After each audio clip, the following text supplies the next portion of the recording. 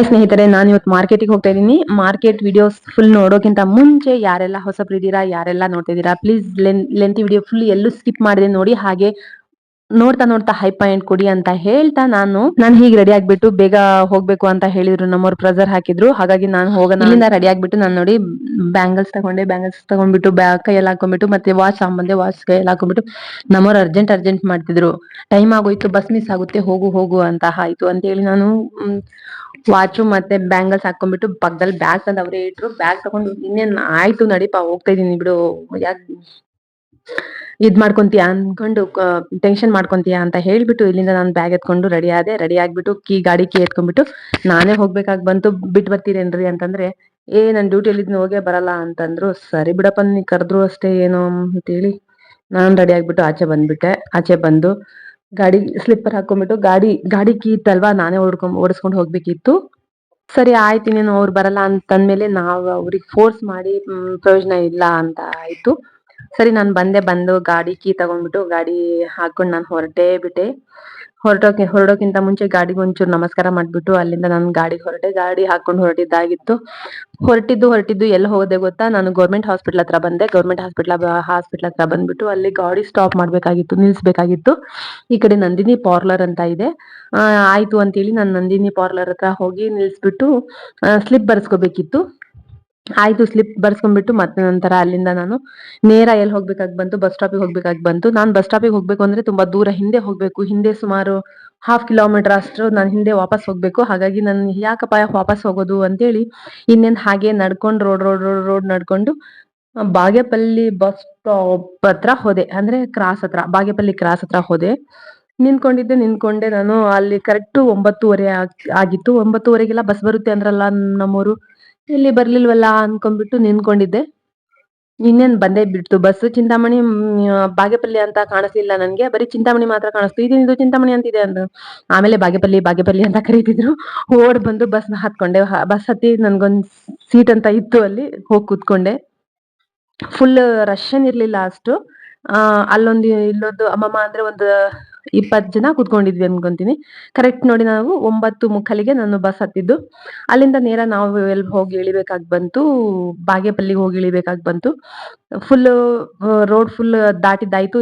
ಬಾಗೇಪಲ್ಲಿ ಹತ್ರ ಬಂದೇ ಕರೆಕ್ಟ್ ನಾನು 9:45ಗೆ ಹತ್ತಿದ್ದು ಬಸ್ಸು. 11:15 ಕರೆಕ್ಟ್ ಆಗಿ ನಾನು ಬಾಗೇಪಲ್ಲಿಯಲ್ಲಿ ಬಂದು ಇಳಿಬೇಕಾಗಿ ಬಂತು. ನಾನ್ ತೋರಿಸಿದ ಆರ್ಚ್ ಯಾವ್ದಪ್ಪ ಅಂತಂದ್ರೆ ಶನಿಮಹಾತ್ಮ ದೇವಸ್ಥಾನ ಆರ್ಚ್ ಅದು. ಅಲ್ಲಿಂದ ಮುಂದೆ ನಾನ್ ಬಂದು ಸೀದಾ ಬಾಗೇಪಲ್ಲಿ ಟೌನ್ ಹತ್ರ ಸ್ಟಾಪ್ ಅಲ್ಲಿ ನಿಂತ್ಕೊಂಡ್ಬಿಟ್ಟು ಆಗ್ಲೇ ಕ್ಯೂ ಅಲ್ಲಿ ನಿಂತ್ಕೊಂಡ್ಬಿಟ್ಟಿದ್ದೆ, ಎಲ್ಲಿ ಲೇಟ್ ಆಗುತ್ತೋ ಅಂತ ನಾನ್ ಅನ್ಕೊಂಡಿದ್ದೆ ಒಂದು, ಬಟ್ ಇಲ್ಲಿ ಬಂದ ಆಗಿದ್ದೆ ಒಂದು. ನಾನ್ ಅನ್ಕೊಂಡಿದ್ದೆ ಒಂದು.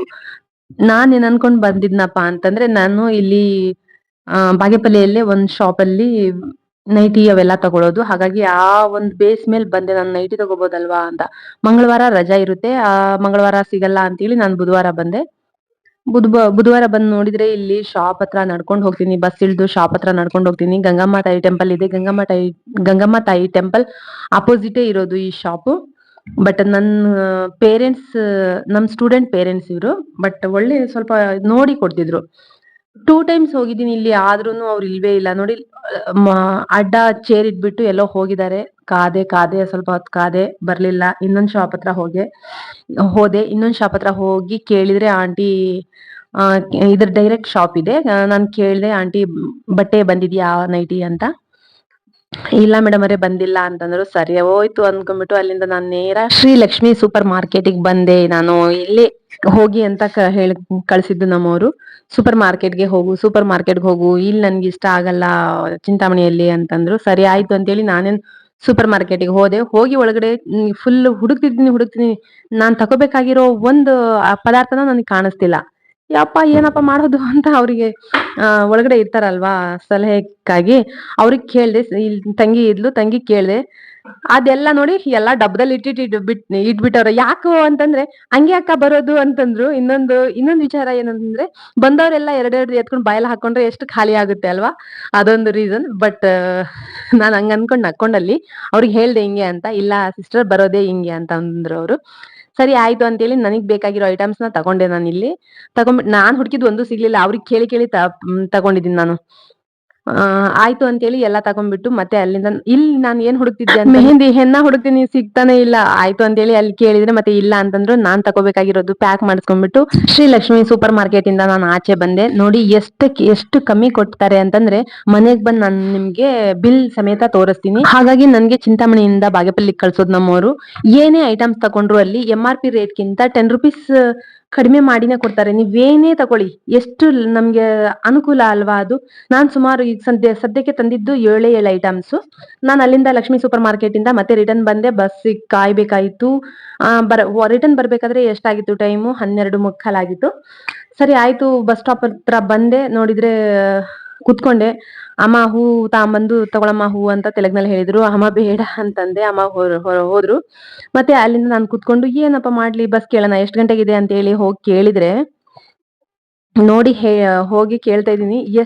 ಏನಂದ್ರು ಗೊತ್ತಾ ಸರ್, ಚಿಂತಾಮಣಿಗೆ ಬಸ್ ಎಷ್ಟು ಗಂಟೆಗಿದೆ ಅಂತ ಕೇಳಿದ್ರೆ ಅವ್ರು ಏನಂದ್ರು ಗೊತ್ತಾ, ಅಮ್ಮನ್ ಕಾಯೋ ಬದಲು ಸುಮ್ನೆ ಚಿಕ್ಕಬಳ್ಳಾಪುರಕ್ಕೆ ಹೋಗಿ ಚಿಕ್ಕಬಳ್ಳಾಪುರದಿಂದ ಚಿಂತಾಮಣಿಗೆ ಹೋಗ್ಬಿಡು, ಬೆಟರ್ ನಿನ್ಗೆ. ಇಲ್ಲಿ 1 ಗಂಟೆಗೆ ಇಲ್ಲ 1:15 ಗಂಟೆಗೆ ಬಸ್ ಬರುತ್ತೆ ಇಲ್ಲಿ ಅಂತಂದ್ರು. ಅಷ್ಟಕ್ಕಷ್ಟೇ, ಇದು ಸುತ್ಕೊಂಡು ಹೋಗೋ ಬದಲು ಅಲ್ಲಿಂದ ಆರಾಮಾಗಿ ಬರ್ಬೋದಾಗಿತ್ತು. ನಾನ್ ಮತ್ತೆ ಬಸ್ ಅದು ಸಿಗುತ್ತೋ ಇಲ್ವೋ, ಇರೋದು ಒಂದೇ ಬಸ್ ಅಂತ ಅಂದ್ಬಿಟ್ರು ನನ್ಗೆ. ಅಯ್ಯೋ ಹೌದಾ ಅಂತೇಳಿ ಅಲ್ಲಿಂದ ನಾನು ಮತ್ತೆ ಸರಿ ಆಯ್ತು ಅಂತೇಳಿ ಅಲ್ಲಿಂದ ರಿಟರ್ನ್ ಬಂದೆ. ಕೇಳ್ಬಿಟ್ಟು ರಿಟರ್ನ್ ಬಂದು ಬಸ್ ನೋಡ್ದೆ. Bagepalli to Bengaluru direct bus ಇತ್ತು, ಐರಾವತ.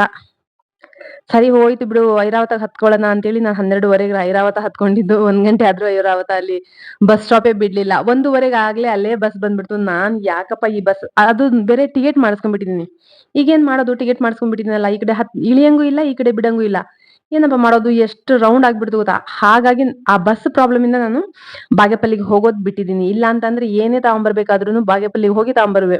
ನಂದಿ ವೈದ್ಯಕೀಯ ಕಾಲೇಜ್ ಹಾಗೂ ಸಂಶೋಧನಾ ಕೇಂದ್ರ, ಇದು ಚಿಕ್ಕಬಳ್ಳಾಪುರ ಟು ಬಾಗೇಪಲ್ಲಿ ರೋಡ್ ಅಲ್ಲಿ ಇರೋದು. ಇದನ್ನ ನೋಡಿದೆ, ತುಂಬಾ ಎಷ್ಟು ಚೆನ್ನಾಗಿ ಕಟ್ಸಿದ್ದಾರೆ ಅಂತಂದ್ರೆ ಸಖತ್ತಾಗಿ ಕಟ್ಸಿದ್ದಾರೆ. ಡಿ ಸುಧಾಕರ್ ಸರ್ ಅವ್ರದ್ದೇನೋ, ನನ್ಗೂ ಅಷ್ಟು ಸರಿಯಾಗಿ ಗೊತ್ತಿರ್ಲಿಲ್ಲ. ಹಾಗೆ ನೋಡ್ಕೊಂಡ್ ಬರೋ ಅಷ್ಟ್ರಲ್ಲಿ ಚಿಕ್ಕಬಳ್ಳಾಪುರ ಬಂದೇ ಬಿಡ್ತು.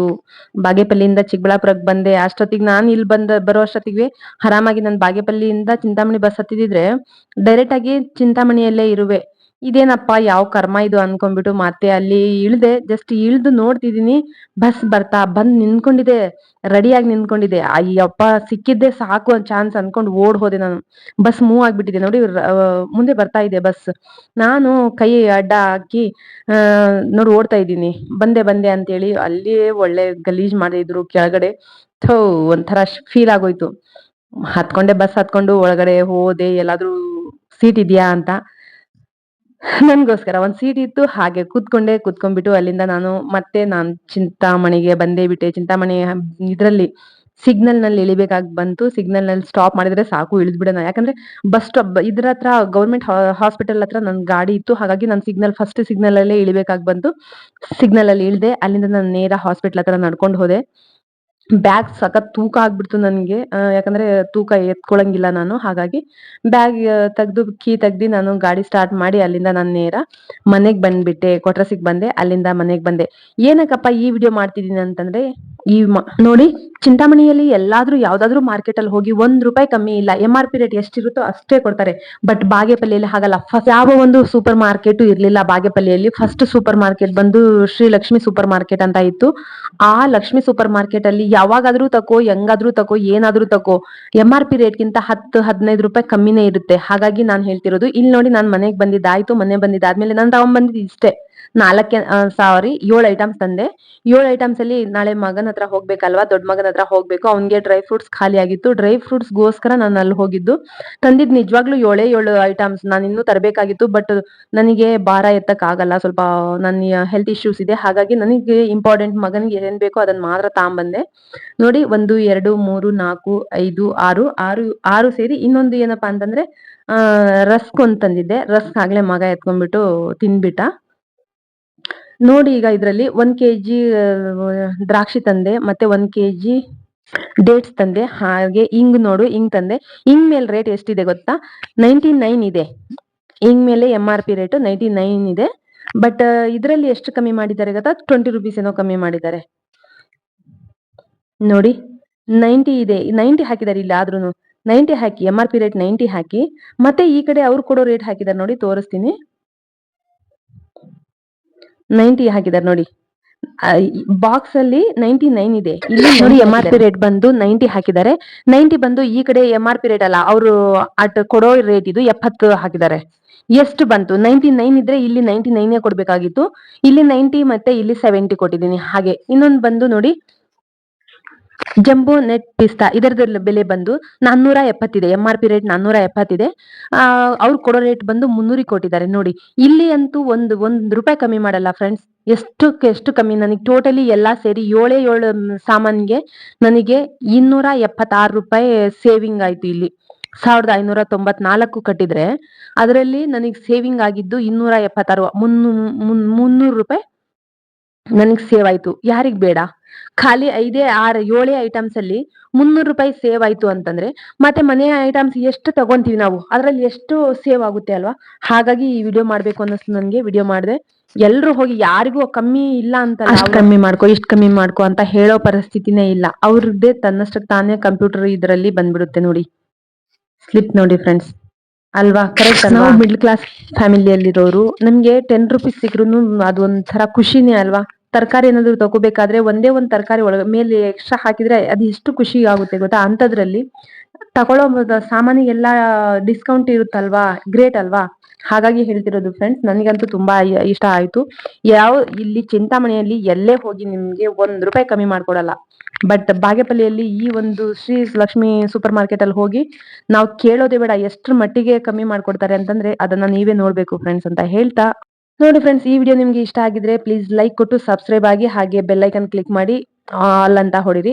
ಮತ್ತೆ ಹೈ ಪಾಯಿಂಟ್ ಬರ್ತಾ ಇದೆ, ಲೆಂತಿ ವಿಡಿಯೋ ನೋಡಿ ಹೈ ಪಾಯಿಂಟ್ ಕೊಟ್ಟು ನನಗೆ ಸಪೋರ್ಟ್ ಮಾಡಿ. ಈ ತರ ಇನ್ನೂ ಯೂಸ್ಫುಲ್ ವಿಡಿಯೋಸ್ ಮತ್ತೆ ನಾನು ಅಪ್ಲೋಡ್ ಮಾಡ್ತಾನೆ ಇರ್ತೀನಿ. ಫುಲ್ ಲೆಂತಿ ವಿಡಿಯೋ ನೋಡ್ಬಿಟ್ಟು ಸಪೋರ್ಟ್ ಮಾಡಿ ಫ್ರೆಂಡ್ಸ್ ಅಂತ ಹೇಳ್ತಾ, ಇಲ್ಲಿಗೆ ನನ್ನ ವಿಡಿಯೋ ಇದು ಸ್ಟಾಪ್ ಮಾಡ್ತೀನಿ. ಮತ್ತೆ ಇನ್ನೊಂದು ಬೇರೆ ವಿಡಿಯೋದೊಂದೇ ಮತ್ತೆ ಭೇಟಿ ಆಗೋಣ ಅಂತ ಹೇಳ್ತಾ, thank you, bye bye, take care.